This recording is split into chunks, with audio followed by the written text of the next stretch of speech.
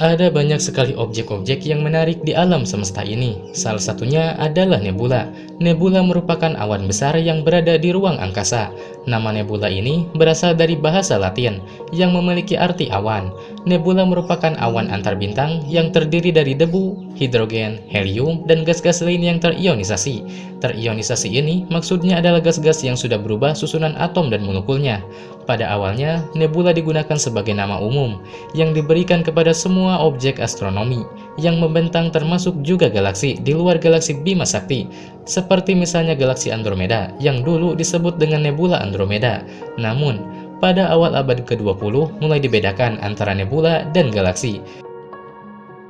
Nebula memiliki ukuran yang sangat besar, diameternya bisa mencapai puluhan tahun cahaya.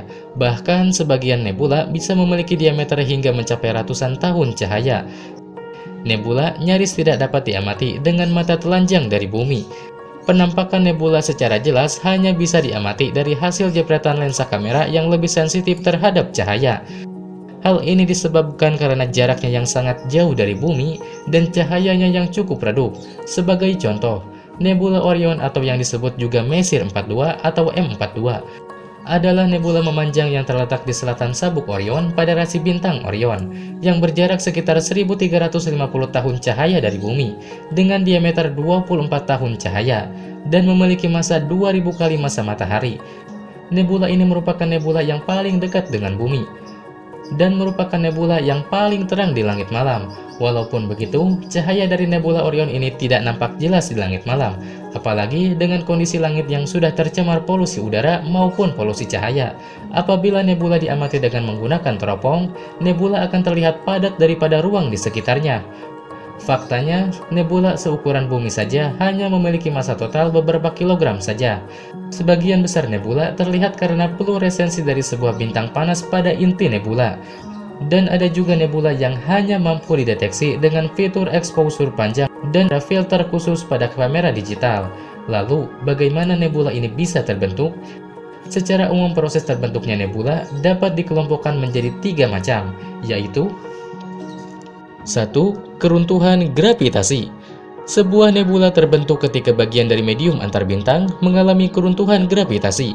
Tarikan gravitasi membuat gas pada medium antar bintang mengumpul dan membentuk daerah dengan kepadatan yang lebih besar. Banyak nebula maupun bintang terbentuk dari keruntuhan gravitasi gas di medium antar bintang.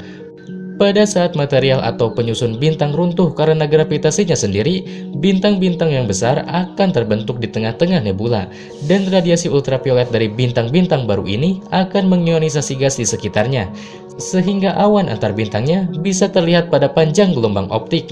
Keruntuhan gravitasi ini merupakan cara pembentukan nebula yang paling umum.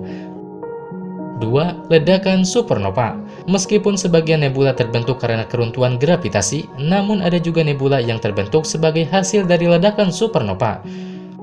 Ledakan supernova merupakan sebuah ledakan kematian bintang raksasa yang berumur lebih pendek dari matahari. Material yang terlontar dari ledakan supernova kemudian terionisasi oleh energi pada intinya yang biasanya adalah sebuah bintang neutron.